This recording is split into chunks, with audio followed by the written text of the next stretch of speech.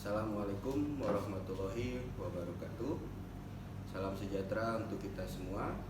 Kenalkan, nama saya Tommy Suryanto, Eskom Mkom, NIDN 1120109001. Saya adalah salah satu tenaga pengajar pada program studi D3 Teknik Informatika jurusan Teknik Elektro Politeknik Negeri Pontianak. Latar belakang pendidikan saya berasal dari S2 Magister Teknik Informatika STIMIK Amikom Yogyakarta dengan bidang peminatan multimedia. Pada video berikut ini, izinkan saya menyampaikan terkait pernyataan diri dosen untuk unjuk kerja Tridharma Perguruan Tinggi atau PDD UKTPT di bidang pendidikan dan pengajaran sebagai salah satu syarat mengikuti program sertifikasi dosen SMART tahun 2024. Pada video ini berisikan penjelasan terkait mata kuliah yang saya ampu, yaitu mata kuliah komputer animasi. Mata kuliah komputer animasi adalah mata kuliah yang diperuntukkan bagi mahasiswa di semester ke-6. Beberapa hal yang akan saya sampaikan dalam video ini antara lain: yang pertama, deskripsi mata kuliah. Yang kedua, capaian pembelajaran mata kuliah. Yang ketiga, materi pembelajaran. Yang keempat, bentuk dan metode pembelajaran. Dan yang kelima, sistem penilaian. Deskripsi mata kuliah. Mata kuliah komputer animasi merupakan mata kuliah pokok yang diberikan kepada mahasiswa di semester ke-6 program studi D3 Teknik Informatika jurusan Elektro Politeknik Negeri Pontianak. Mata kuliah ini memiliki bobot SKS sebesar 1. Pada mata kuliah ini membahas mengenai konsep-konsep fundamental multimedia, animasi, audio, video, dan database dalam multimedia, di mana mahasiswa belajar tentang pemanfaatan animasi 2 dan 3 dimensi dengan menggunakan perangkat komputer. Mahasiswa diharapkan mampu dan dapat mengimplementasikan animasi dengan tepat dan dapat mendukung pembelajaran yang baik. Mata kuliah ini menekankan kepada pembuatan animasi dengan menggunakan aplikasi Adobe Animate. Pada tahun akademik 2023-2024, saya diamanatkan untuk mengajar mata kuliah komputer animasi untuk 3 kelas, yaitu di kelas 6A, 6B, dan 6C. Capaian pembelajaran mata kuliah. Capaian pembelajaran mata kuliah pada mata kuliah komputer animasi yaitu mahasiswa dapat menghasilkan konten-konten multimedia dan animasi. Adapun topik yang dibahas di dalam mata kuliah ini antara lain: yang pertama, definisi dan fungsi multimedia. Yang kedua, elemen-elemen multimedia. Yang ketiga, tools dan konfigurasi audio. Yang keempat, analog video dan digital video. Yang kelima, database multimedia. Dan yang keenam, desain struktur proyek multimedia. Bentuk dan metode pembelajaran. Bentuk dan metode pembelajaran mata kuliah komputer animasi adalah dengan menggunakan metode sinkronus dan asinkronus, di mana metode sinkronus digunakan dengan melalui tatap muka di kelas dan materi disampaikan melalui ceramah dan menerapkan small group discussion. Sedangkan untuk metode asinkronus dilakukan dengan melakukan penugasan melalui Learning Management System atau LMS yang dimiliki oleh jurusan Teknik Elektro yang dapat diakses melalui laman elektro.polnet.ac.id. Nah, melalui LMS ini juga tugas-tugas dari mahasiswa akan dikumpulkan dan akan dinilai secara sistematis. Untuk sistem penilaian yang diterapkan di dalam mata kuliah ini mengacu pada Peraturan Akademik Politeknik Negeri Pontianak, di mana untuk mata kuliah teori dengan bobot sebesar kehadiran sebesar 10%, tugas 20%, UTS 30%, UAS 40%. Berikut adalah video rekaman proses pembelajaran komputer animasi. Baik, Assalamualaikum warahmatullahi wabarakatuh. Waalaikumsalam warahmatullahi wabarakatuh. Mana kabarnya, sehat? Jadi kita bertemu lagi di dalam ruang TI 14 di mata kuliah komputer animasi. Oke. Jadi sebelum kita mulai perkuliahan kita pada hari ini, kita berdoa terlebih dahulu. Berdoa menurut agama dan kepercayaannya masing-masing. Berdoa dimulai.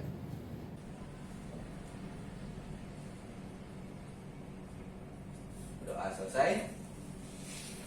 Oke, sebelum kita masuk ke materi perkuliahan, saya mau absen terlebih dahulu. Bagi yang saya absen, angkat tangannya ya. Ridho Fatur Rahman. Hadir, Pak. Oke.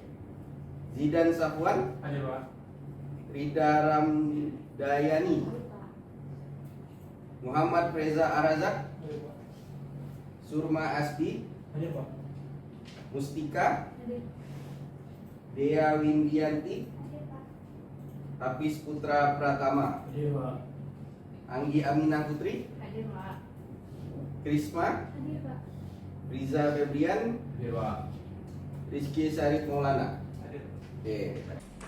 Nah, pada perkuliahan komputer animasi, ada baiknya kalian harus mengetahui dulu rencana pembelajaran semester pada perkuliahan komputer animasi. Oke, jadi di depan kalian ini sudah terpampang ya, capaian pembelajaran mata kuliah komputer animasi. Ya, di mana capaian pembelajarannya kalian harus bisa menghasilkan konten-konten multimedia dan animasi. Nah, di sini nanti adapun perangkat yang kita pakai, nanti kita akan menggunakan aplikasi bernama Adobe Animate. Ya, nah, nanti saya minta kalian menginstal Adobe Animate di perangkat masing-masing di PC-nya, sehingga kalian bisa tahu gimana proses penginstalannya dan pengaplikasiannya nantinya. Oke. Nah, untuk pembelajaran minggu kedua ini, kita masih melanjutkan tentang mahasiswa mampu menjelaskan tentang pemodelan dalam pengembangan multimedia dan animasi. Nah, di situ juga tertulis ketuntasan adalah dengan menjelaskan pemodelan dalam pengembangan dasar multimedia dan animasi, di mana mahasiswa mampu mendefinisikan definisi, jenis, contoh, dan hubungan antara multimedia dan animasi. Ya. Nah, untuk bobot penilaiannya di situ akan kita lakukan 1 kali 50 menit ya, karena ini mata kuliahnya 1 SKS. Untuk penilaian seperti biasa mengikuti peraturan akademik Politeknik Negeri Pontianak. Untuk kehadiran 10%, tugas 20%, UTS 30% dan UAS 40%. Oke. Sip? Oke. Jadi kita lanjut ke materi.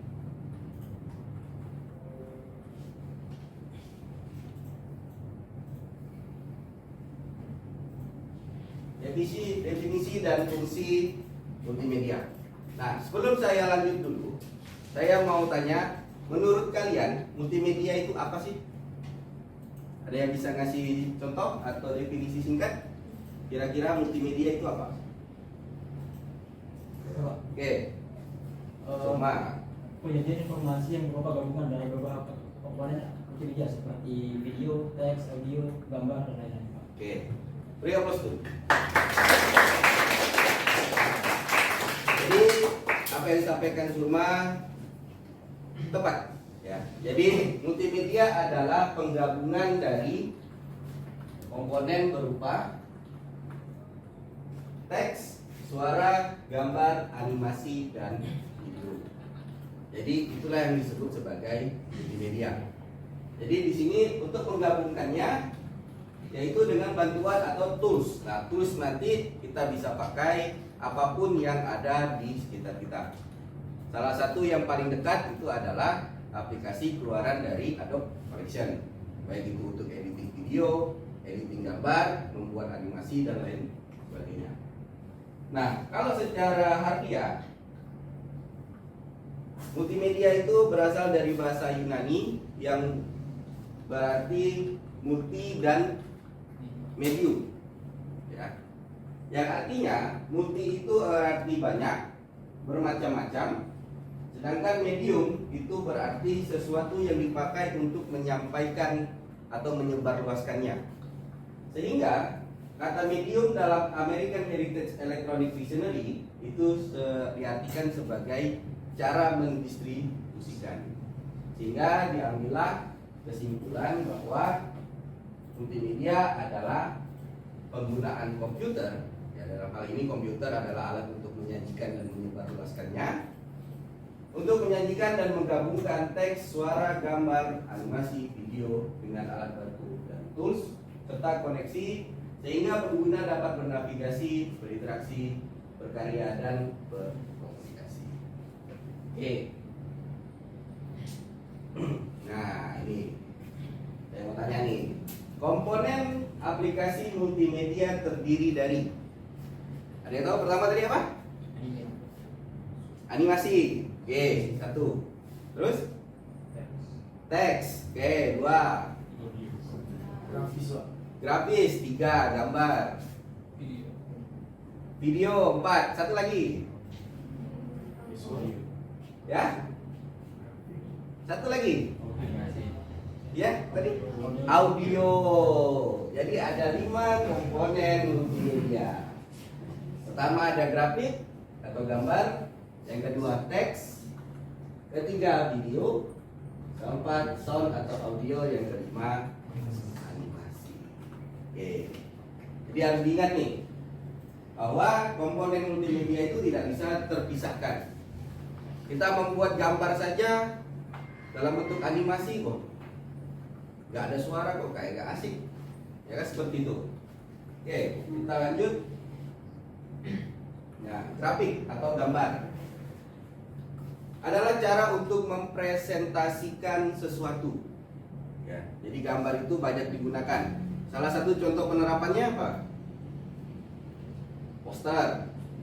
Terus? Hah? Koran. Koran itu masuk ke media cetak. Majalah sama media cetak. Terus brosur, apa lagi? Ya, komik, ya komik. Terus banner, banyak ya.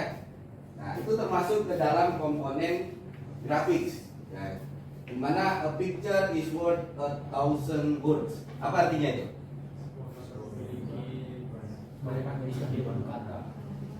Ya, sebuah gambar memiliki 1000 makna. Ya, jadi dari satu buah gambar itu sebenarnya bisa bermakna yang sangat banyak. Ya. Nah, di sini kegunaan grafis adalah sebagai ilustrasi untuk menjelaskan konsep. Ada chart untuk mengilustrasikan data yang bisa kita lihat dalam bentuk biografis. Kemudian ada simulasi dari lingkungan yang ada, terus menjelaskan proses, menjelaskan struktur organisasi, ilustrasi dari lokasi. Nah, ini jenis grafik. Di sini ada banyak ya. Ada background, foto, kemudian ada grafik 3 dimensi, ada chart, kemudian ada flowchart, ada organization chart, ada buttons. Jadi ada banyak sekali jenis-jenis grafik. Oke, nah ini agak sedikit tricky ya, yaitu parameter dalam pemilihan gambar digital. Di situ ada 4 parameter. Pertama, bit, device, screen, dan image resolution. Nah, pertanyaannya, kalian pasti di semester 6 ini sering sekali mendengar kata bit. Kira-kira bit itu apa sih?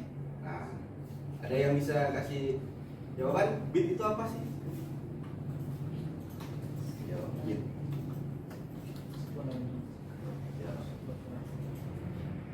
Gimana, Bis? Belum. Ayo. Siapa yang bisa jelaskan nih? Bit. Apa yang dimaksud dengan bit?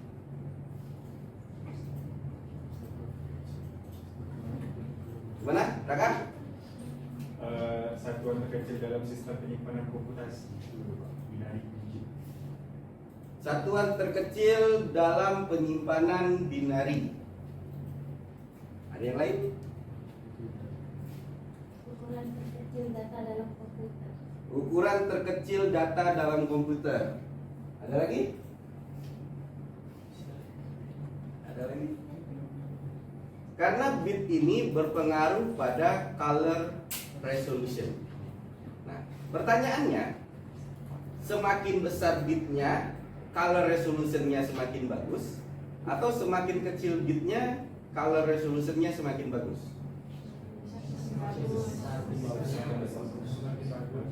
Oke. Jadi paham ya, semakin besar bitnya, maka color resolusinya, maka hasil yang ditampilkan juga semakin bagus. Oke. Jadi bit itu mewakili jumlah pixel, ya, jumlah pixel yang menunjukkan jumlah warna yang dapat ditampilkan. Ya.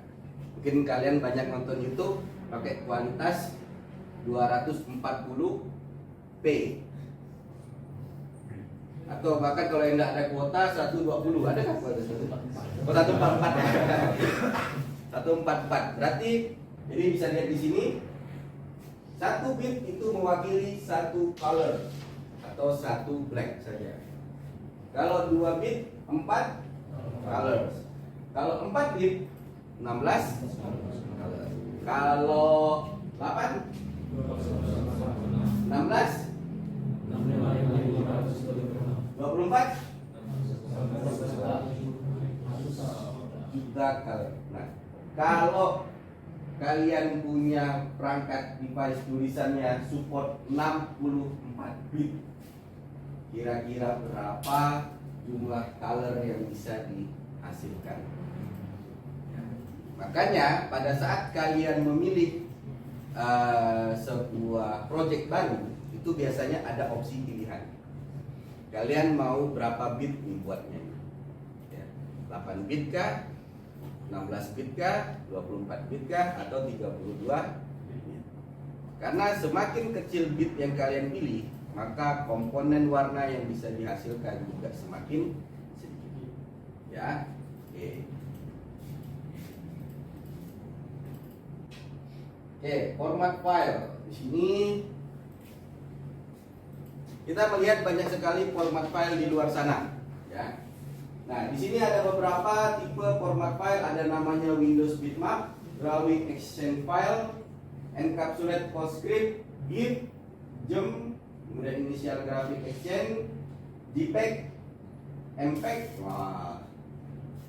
Tapi yang perlu kalian perhatikan di sini itu adalah dia punya dua tipe, yaitu tipe bitmap dan tipe vektor. Nah, pertanyaannya, bedanya tipe bitmap dan tipe vektor itu apa? Ya, please. Kalau bitmap tuh satuan gambar itu kayak titik-titik gitu, Pak. Ya. Vektor tuh Vektor? satuan itu pakai kayak garis gitu. Ya, garis. Oke, sip. Ada yang beda jawabannya dengan Hafiz? Atau aplikasi bitmap? Apa? Ada Photoshop, Ada Photoshop. Contoh aplikasi vektor. ada Illustrator, Ada Illustrator, Corel Draw, GIMP, apa lagi? Oke, memang yang paling umum digunakan itu ya. Kalau ndak Adobe Illustrator ya Corel Draw. Tapi kalau aplikasi bitmap ya itu memang Photoshop, Paint ya yang bawah. Nah, ini juga ada AutoCAD, ada Photo CD, Targa, MS Word, Paint dan lain sebagainya ya. Jadi banyak sekali tipe file yang ada di sekitaran kita. Cuman mungkin kalian terbatas hanya menggunakan satu atau beberapa tipe file saja. Oke. Format video. Nah, video merupakan salah satu komponen dari multimedia. kita mengenal ada dua format audio, yaitu analog dan digital. Nah, sekarang TV sudah masuk ke era digital. Analognya masih ada yang bisa nonton analog? Tidak ada, karena memang sudah diputuskan, ya. Jadi memang sekarang hanya tinggal digital. Nah, kalau dulu kita mengenal ada resolusi yang namanya NTSC dan PAL. Tapi sekarang udah tidak ada lagi, sudah berganti ke MOV, MPG, API, dan lain sebagainya. Ya. Jadi tipe file format video itu sekarang sudah full digital. Jadi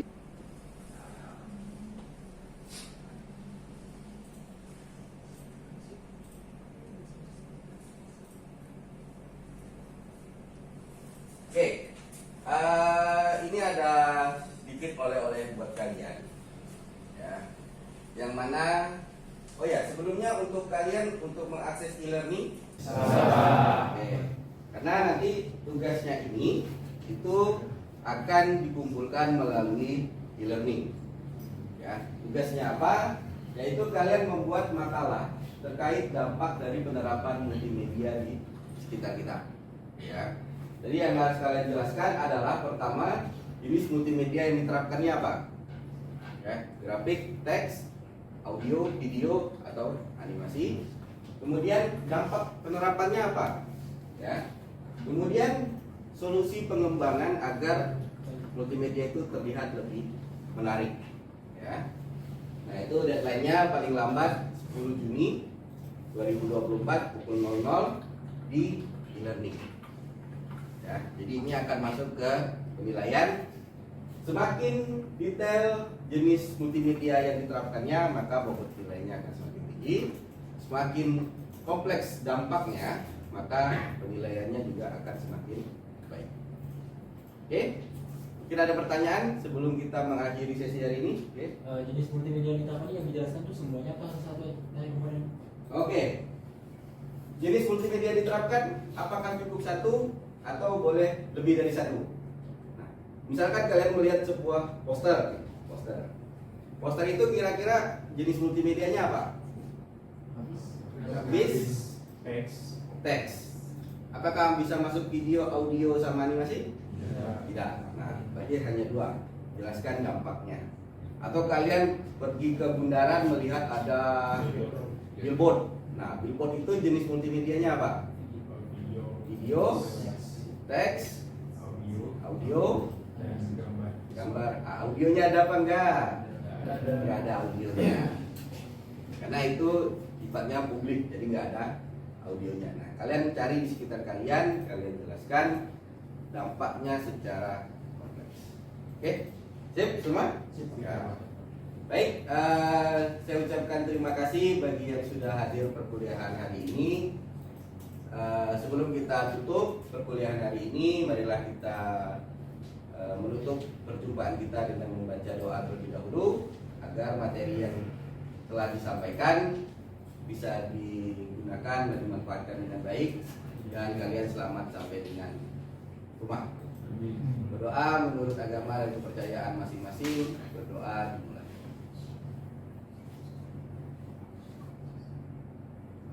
Berdoa selesai.